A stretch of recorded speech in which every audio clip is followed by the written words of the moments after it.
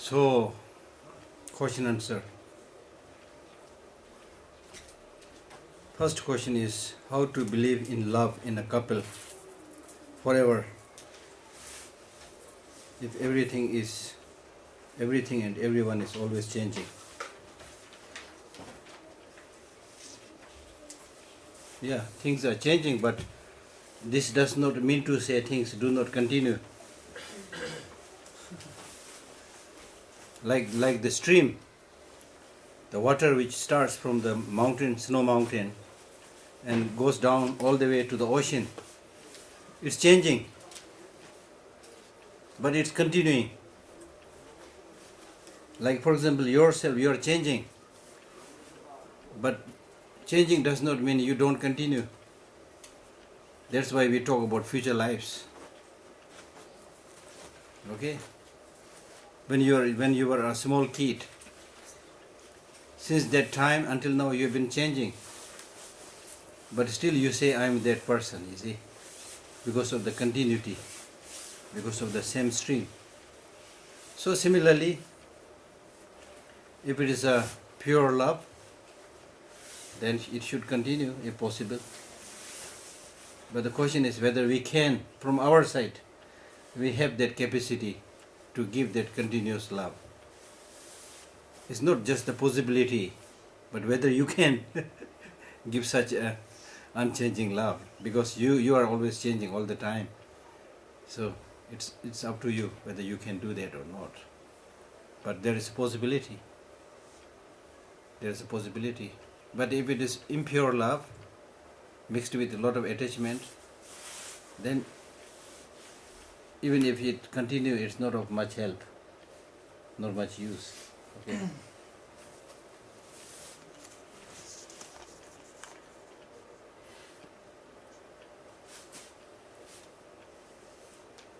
How to erase the feeling of jealousy in the love relationship according to Tibetan Buddhism?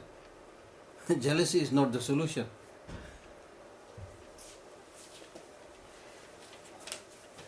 Therefore, I told you this verse by Shantideva. If it is something we can change, don't worry because we can change it. If it is something we cannot change, no use worrying because we can change it.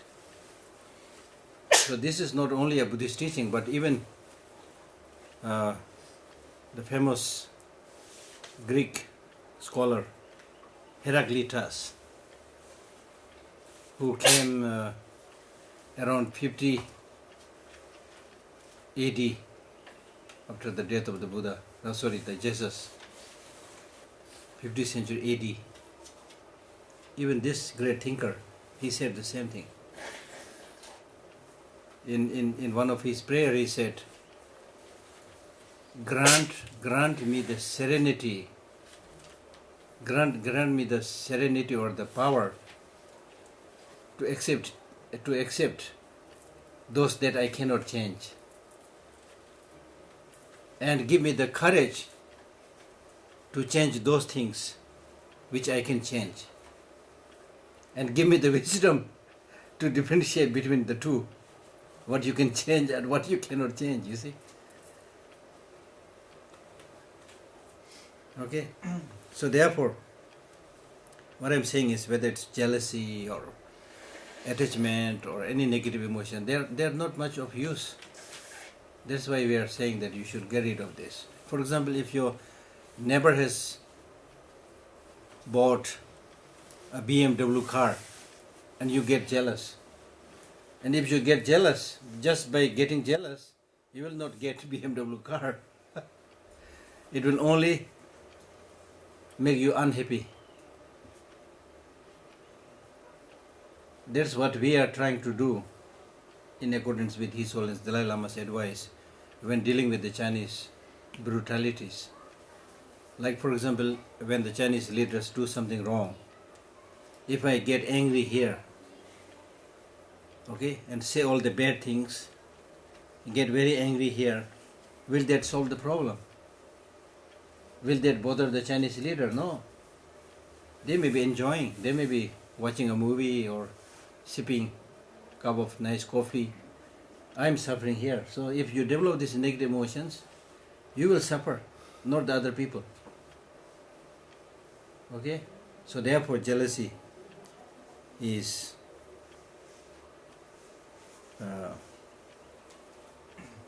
no use. If you think in this way, then you can get rid of the jealousy. Okay? So only 2 questions? Okay, some questions now? Yeah? I have a question. I left it in another place, but still I didn't get an answer that I could understand correctly, so I'm asking you again this question. You said to accept things and to try to work through accepting things and try to change yourself. But if sometimes there is a situation that there are things that you don't want to accept, you want to change them. Like, my example was like Martin Luther King with the black people, or Gandhi. So I'm trying to see the right approach. Where do you know how to do it and what to do and how to do it? Exactly. Here in Israel. Exactly. Our Prime Minister. Exactly. So what I'm saying is, in terms of your personal happiness, what I was saying was, in terms of your personal happiness and peace, the main source is your own attitude. So you should change. That's what I'm saying. Okay? So for your personal peace and happiness to try to change other people may not be the right way. That's what I'm saying. But that is not to say that you cannot change people. I'm not saying that. Okay, you can change people. But again, you have to see whether you can really change or not, whether it's really workable or not. So there are many areas where you can make a difference in other people's life. So that's fine. But there are many areas where you can't change. Okay? But still, if you, since you said about this Martin Luther King, I mean, he was a great, not only thinker, but he was a great, pragmatic leader. Very recently I translated into Tibetan the letter, 15-20 pages, that he wrote from prison, It's very moving, very moving.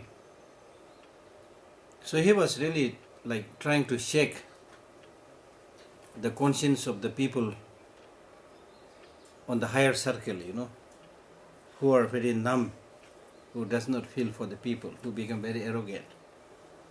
So he was mobilizing people to make them to but his method is not with hatred, just like Buddhist teaching. His method is not with hatred, not with anger, but he was saying that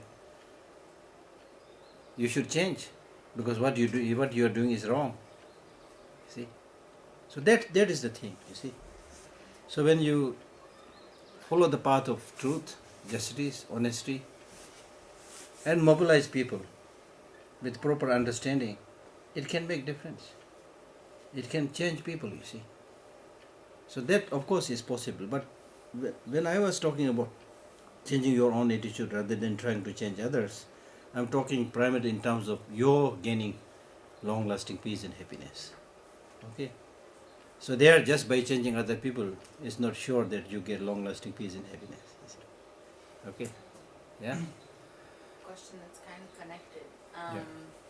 I feel like ever since I've been practicing Dharma, Buddhism, that I feel a lot more self-doubt. Like everything I do, I kind of have to think 10 times, is this from ego, is this from attachment? And I feel like I'm avoiding doing a lot of things that I would have done quite automatically. And Very good. Is it good? Because Very good. But then you don't know if you're doing something Very right. good, very good in the sense. Because it's not just Buddhist teaching, but even otherwise, you are a rational human being. So therefore, you really need to think whether this is right, wrong, harmful, not harmful, good for the long run or not. Of course, everybody has to think like that. But there is problem, there is difficulty because not everybody thinks like that, you see. So many people ask that question, that in today's world, there's negative competition, whoever tells a little bit of lie, all those wrong things, they get the higher post. We are left, those who are right, they are left behind. Those are the problems that we experience. But still, as I said earlier, when it comes to doing good things, it's not the question of following the majority. You see, I'm not saying that in the name of following justice, you starve yourself, you become a beggar. I'm not saying things like that. And in fact, as I said earlier, if you follow the path of truth and honesty with wisdom and with knowledge, then you will find a way, just like His Holiness Dalai Lama. He's a refuge. No country, no home. You see? And he's fighting with this mighty empire, the Chinese empire. Even the rest of the world, they are now trying to flatter the Chinese for doing business, you see. So even that mighty emperor has to think several times how to react with the Dalai Lama, who is simple, humble, always following the path of the truth, always trying not to say anything bad unnecessarily against the Chinese people, always saying Chinese people are also brothers and sisters. So he is not against any people. This is a very good question because you reminded me, give a good answer. Because one very important thing that is taught in Buddhism is you should be against the negative emotions in the person and not the person. Not the person. Because the person, you always should give an opportunity for the person to change. Because somebody has done something wrong. Because of that, if you just bring the image of the person down, saying that he is bad, she is bad, you are not giving opportunity for that person to change. But instead of that, if you say that, okay, you made a mistake, what you did was wrong, and we also make mistakes. It's not only you, we also make mistakes. So it's important that you acknowledge your mistake, and we know that you are a good person. Everybody makes mistake. If you say things like that, then that person also get that encouragement to become good, So that's important, to make a distinction. And we are very clever people. When we do something wrong, we make that distinction. Oh, sorry, we say, sorry, I made this mistake.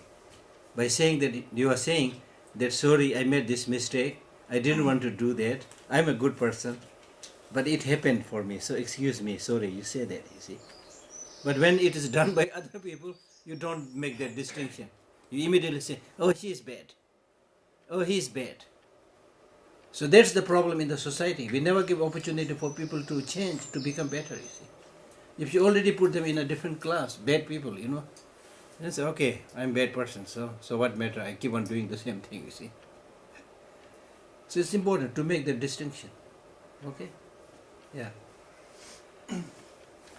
But sometimes it feels like thinking too much about what's right and what's wrong. It's taking you from the present. Yeah. Your mind is. Yeah. But there are many things which you can immediately know. So there you don't have to think. For example, if there is an apple here for you to eat, is this eatable or not? Maybe there is an insect inside. If you think like that, that is stupid. You see, you can just quickly do, then you see this is okay. You keep a bite and you can see how good it is, So you don't have to think on this. Many of these things which is obvious, manifest, you take direct action immediately.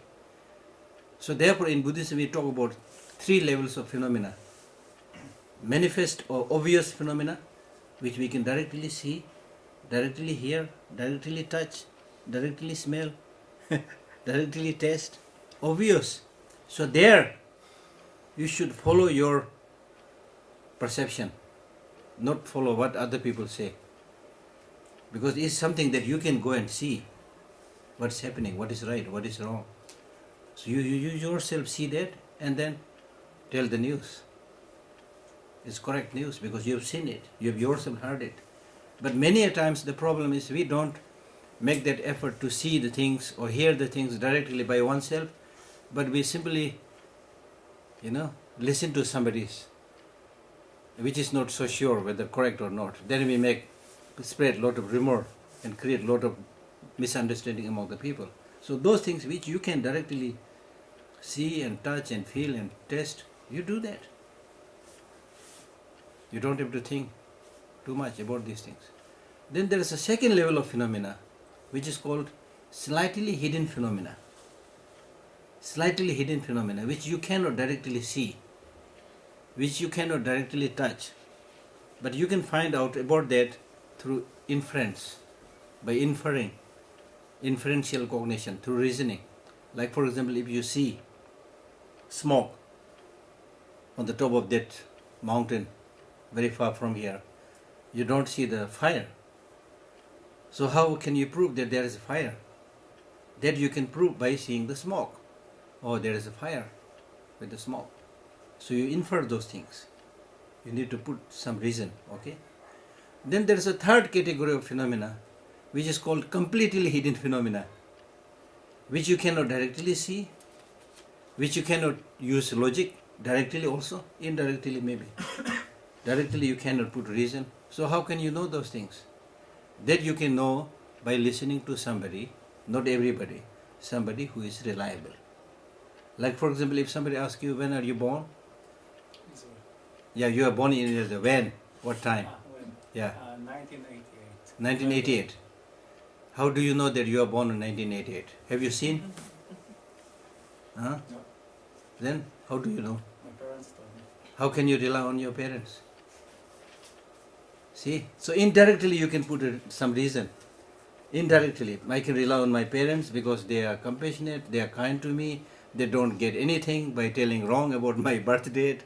So you indirectly put a lot of reasons.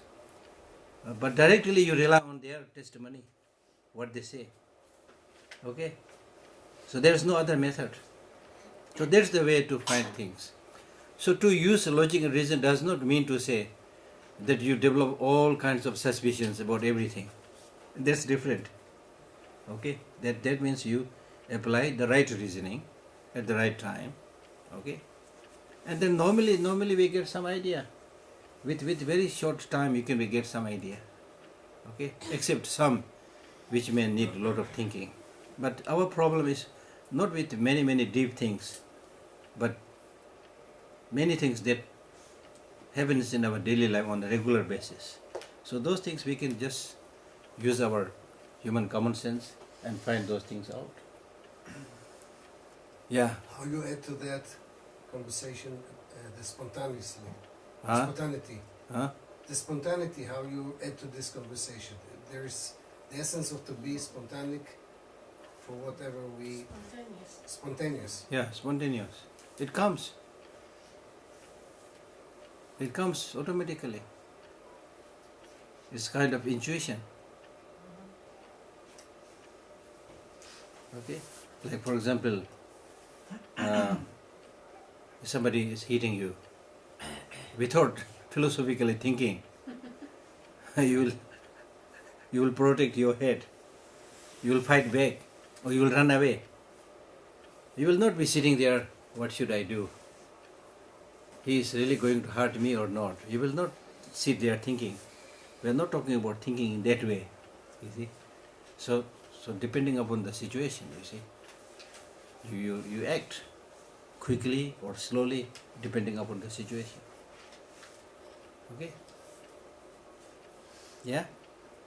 You said that in our nature we are like a Buddha and it's like full of joy and this is the nature, and then above this there are a lot of obstruction and things that like a cloud. Yeah.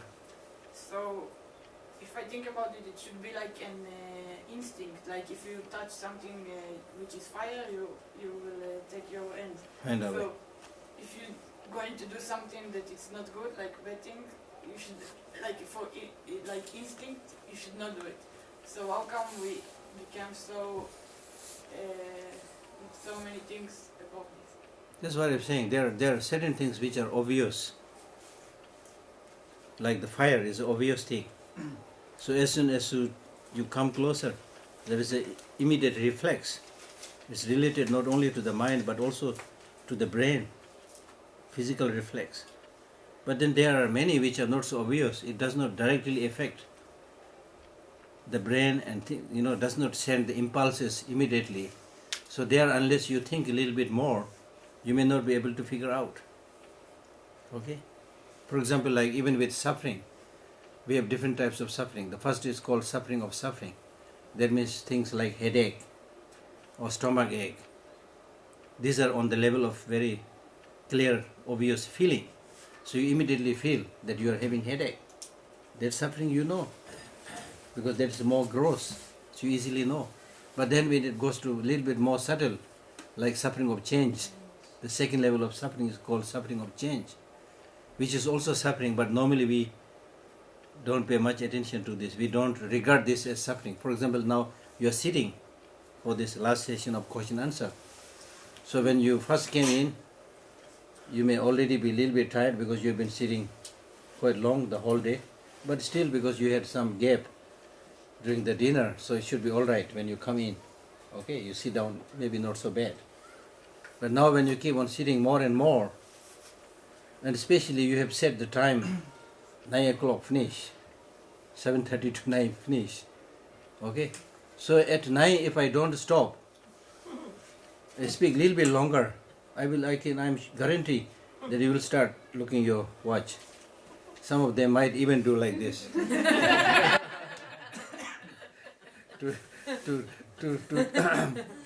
to remind me that time is up, because you can't stand now, you see. So what I'm saying is, originally when you sat down, there was some comfortable feeling, happy feeling. But the more and more you see it, then you feel like standing, relaxing. People start doing like this, like this, you see. So that means that the original kind of feeling that you had was not genuine happiness. It was only a feeling of, the changed state. Because you have been, walking or whatever, not sitting. So when you sat down, you felt there is happiness. But that is not genuine happiness. Therefore you sit a little bit more, it changes into suffering. Then you feel like getting up. When you get up, oh good, your happiness. But that happiness also not reliable, because when you stand a little bit longer, then you feel like sitting, you see. So this kind of second level of suffering, we don't pay much attention.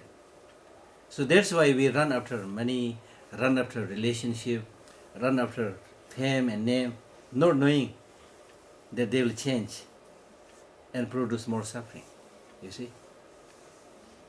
Okay? So you seek happiness, peace from those that are immortal, that are impermanent, that are transient. And when they change, then you feel miserable, you feel unhappy. So right in the beginning, if you had developed that understanding, you will not experience those sufferings, because okay, I got this car, nice car, but very soon it's going to run out and change. It's understandable. You take it for granted. You use it, okay, then okay. You see? With relationship also, it's like that, you see. But if you don't have that understanding, then you ask these kind of questions. How can you, how to believe in love in a couple forever? Unchanging. See? So there's the thing. So the second level of suffering is called suffering of change. So we are not, for a Buddhist practitioner, good Buddhist practitioner, we are not looking for suffering of change, which looks happiness, but it is suffering. You will have suffering with the changed state. So what we are looking for is almost like permanent happiness. Because this fleeting happiness, fleeting peace, how many times we have experienced? According to Buddhism, we say that you have experienced this kind of superficial, fleeting happiness countless lives. There cannot be a wealth which you have not enjoyed. There may not be a relationship which you have not maintained. But where are you today? In the same level, not much progress. Again you are going for the same thing. Not being able to come out of the cycle. So therefore the Buddhist teaching says, please realize that you are not going to get that long-lasting peace and happiness with this kind of way of thinking and life. You need to come out of this cycle. That means you need to completely get rid of the afflictive emotions and the actions that are a result of those afflictive emotions. Then you will be able to achieve a state of happiness from where there will be no falling back. Otherwise you will fall back, you see. So that's the thing. That's what we are trying to achieve. Yeah.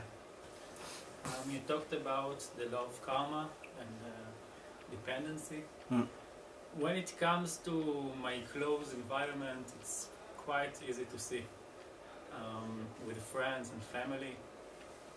I wonder when it comes to the mosquito I killed last night or Nepal's human beings, if there is a rational way to look at it, or it's maybe just in believing in this law it makes it true? It's not just believing in it. It is the law of nature that whatever you do will have its consequences. If you kill a mosquito, you will have to experience the fruit. If you kill a human being, of course you will have to experience the fruit. It is not that if you kill a human being, you have to experience the fruit, bad fruit. If you kill an animal, you don't have to experience the fruit because you want to eat the meat. There's no justification. You eat meat, whatever you do, but the consequences will be there. So therefore I was saying that prevention is better than cure.